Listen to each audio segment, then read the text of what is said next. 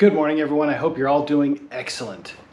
Hope everyone had a very Merry Christmas holiday, or whatever holiday you celebrate, and if you're still celebrating, good for you.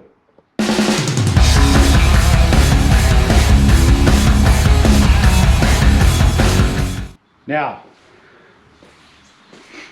today we're going to be working on, as we continue to prep for the FC engine swap, is getting the Haltech and the correct components we need to run the car the way we want mounted neatly inside the car where hopefully the stock ECU goes. So let me show you what we have. We have a whole ton of goodies down here. The Haltech Elite unit itself. We have a new wideband controller because that got melted. We need to remount our TC2, which is a thermocouple amplifier, so we can get exhaust temp readings. We have there's something else here. Oh yeah, the CAN bus system, which is a little bit melted, but we had it inspected and we think it's going to work just fine. And then this is the ignition relay, the old burnt ignition relay, or excuse me, ignition wiring harness. And then we have our premium harness as well. In addition, I've got a set of new injectors, ID1700X's. What's this here? New Walbro 450, new pressure sensors, NOx sensors, the whole jam. So today I want to get these units mounted correctly and then also start figuring out how we're going to run the wiring harness. Funny enough, this harness is made to go on a stock engine with a few sensor modifications, so I could potentially plug it in and run this stock motor, but that's not the plan. We are gonna not be using all the features on there. And last time when we ran the harness, basically it was our first time doing it and we just doubled some things back, zip tied them together. And although it worked and we tucked it away okay, it wasn't the best looking situation. And I'm hoping if I give myself a little more time, we can route it a little bit better this time. And maybe depin and pull back some of the features we're not using to make it even cleaner. Just a brief update while we're at it.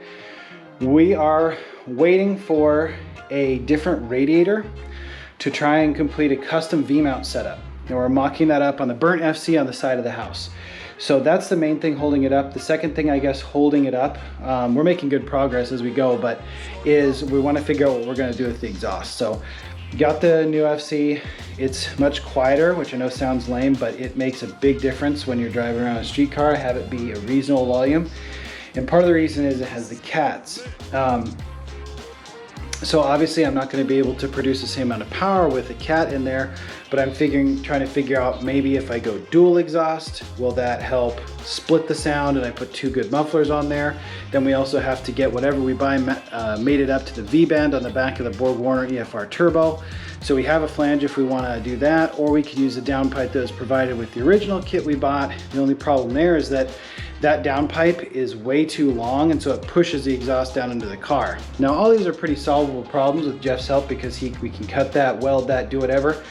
But it's a lot of work when you're welding and putting up an exhaust. It takes a lot of time, a lot of labor, it's exhausting. So I want to think it through as much as I can and find the best option. If you guys have any suggestions for a quiet, good sounding exhaust that's going to produce good power, please let me know. Especially if you know about the Rev 2 from Racing Beat. You know, it's a little expensive, but it is dual. I think it has a good sound. And if you guys are using it and being able to produce good power, please let me know in the comments below. Additionally, you can see parts here I am working on, and hopefully we'll work on today as well, the fuel system. I want to make it a nice, neat looking fuel system utilizing as much hardline as possible. So I have the fuel filter here, the fuel pressure regulator, and I've been working on mocking stuff up on the burnt FC, which is going to come out in another video. But I realized that because of where all the accessories are under the engine bay here, being right-hand drive, I really need to work on it a lot in the actual FC, finding out where I'm going to mount some stuff.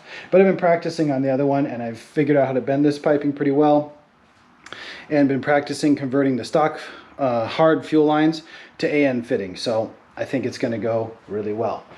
So for now, I need to crack into the passenger side and see about where I can mount the Haltech stuff. So here's the space we're working with.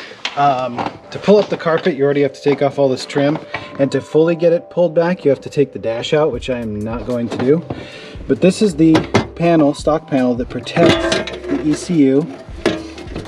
Again, kind of a pain to get out when you don't take the carpet out of the way, but it is possible. 1 second. All right, and there is our stock engine control unit. Now, there is a good deal of space just to the left of it there, as you can see.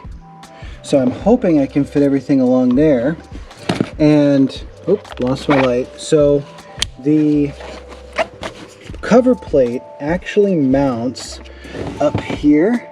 So there are some mounting points here, including behind here. This is taped off to protect this wiring harness part here, but they can be used. We can even double off of this one.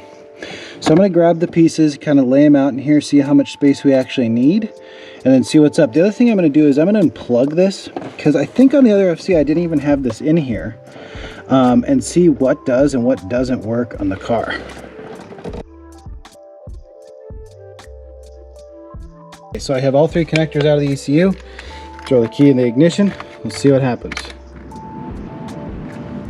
Okay, the blower motor works, the radio's turning on, the lights work, windshield wipers work, door, power windows work, brake lights are working. I can hear them clicking right there. Let's see if it tries to start. Ignition still works.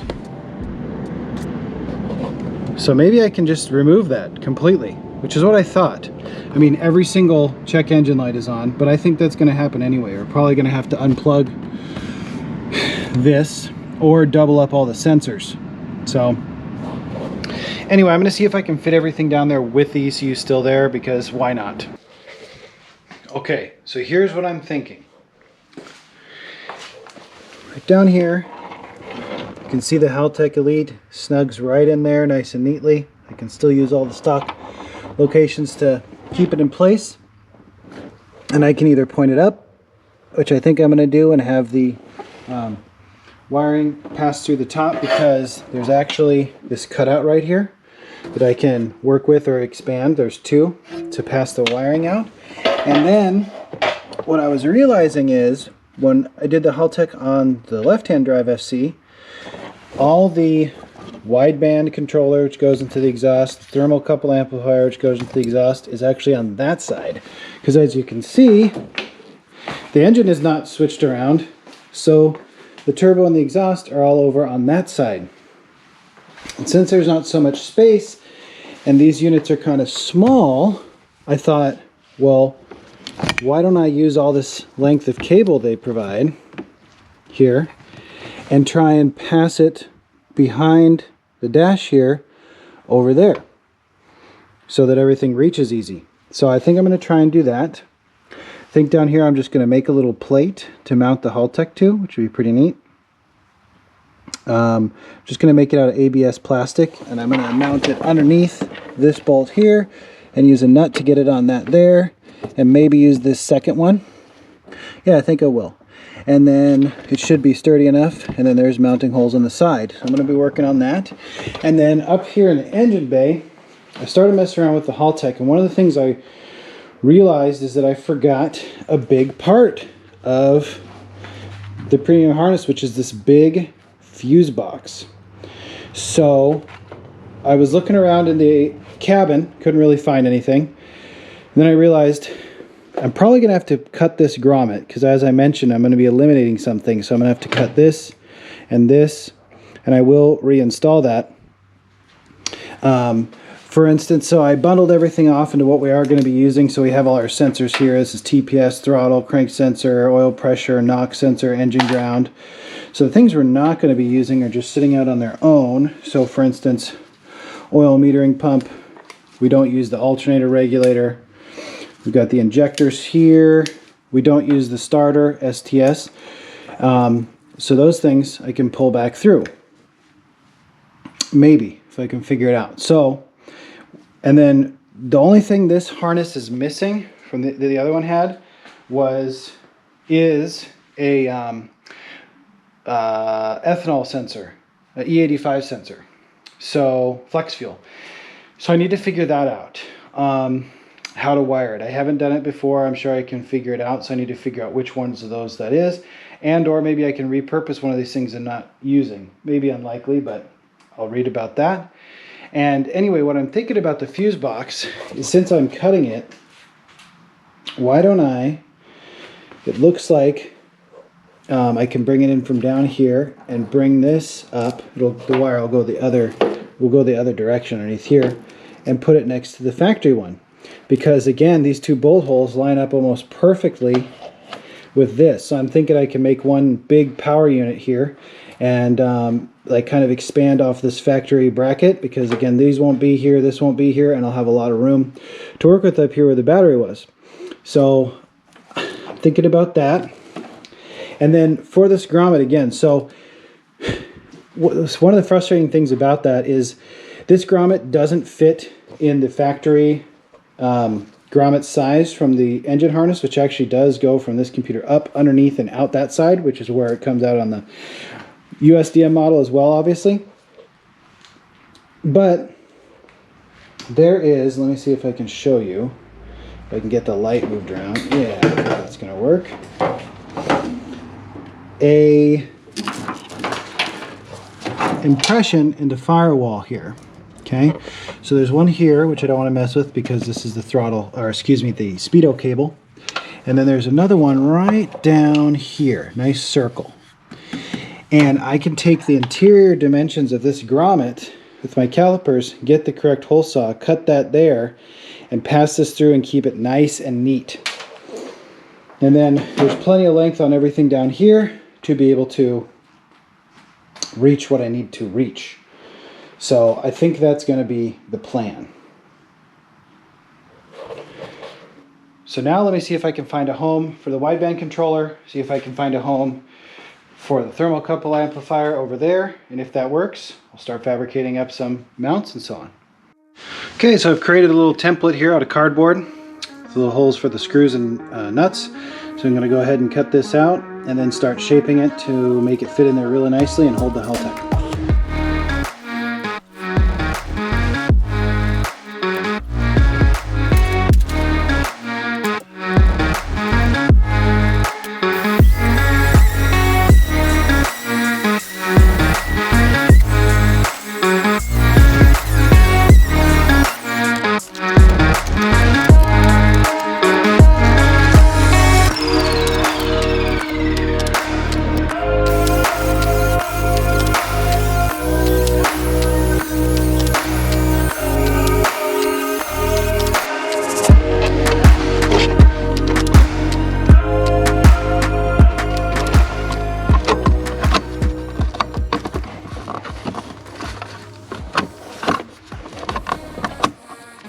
Beautiful. So that all fits in there. Hey, I was gonna say it fits in there, but okay, there we go.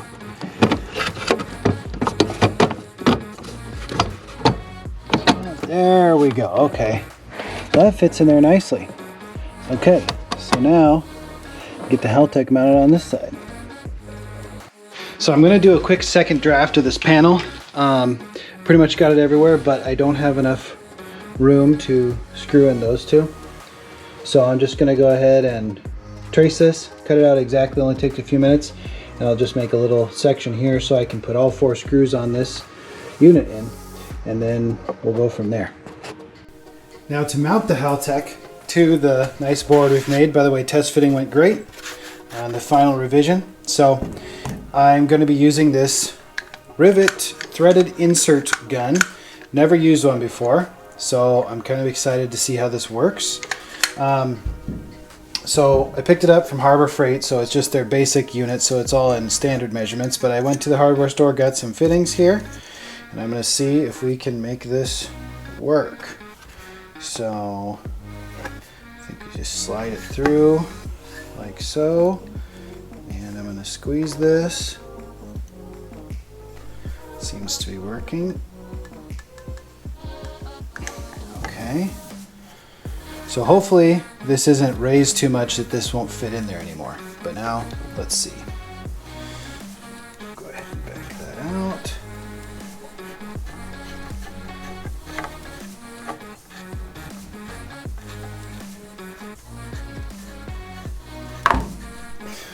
Cool. That looks pretty professional. All right, I'm going to throw 3 more in here and then see if she still fits. So hopefully I don't have to cut these off.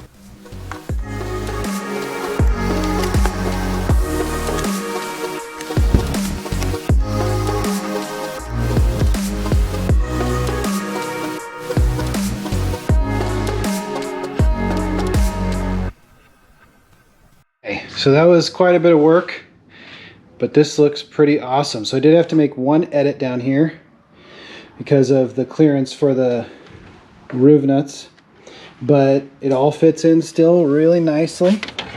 So we just slide it up, slide it up, come on. I'm trying to show off how good it fits. This little zip tie thing is a bit of a problem. There we go.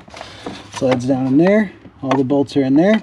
You'll see I decided to go down with it because the clearance on the hole in the top was too tight. It was going to overlap one of these, and you can't bend it that way, but this way I can take the wires, run them up, and get them out of there. And this gives a little bit closer clearance to pass cables through up here. So I'm going to go ahead and bolt this thing back in. Make sure, double check everything fits, and then we'll see about the other accessories. All right.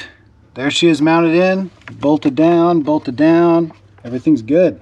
So now I've got the CAN wire ran up and under the dash onto the other side, like I mentioned. So I'm going to go ahead and fiddle around over there, see if I can get these other pieces mounted. These are probably going to be zip tie mounts, but I'm proud of myself for not just mounting this with zip ties, so I'm feeling good already.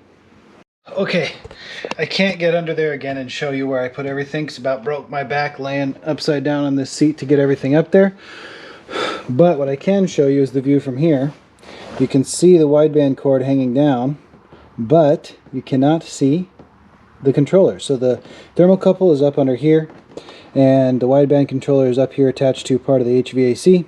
And that wire, once we're ready to, will run through a grommet here to get to the wideband bung. Let's see if you can see anything down here. Can you see it?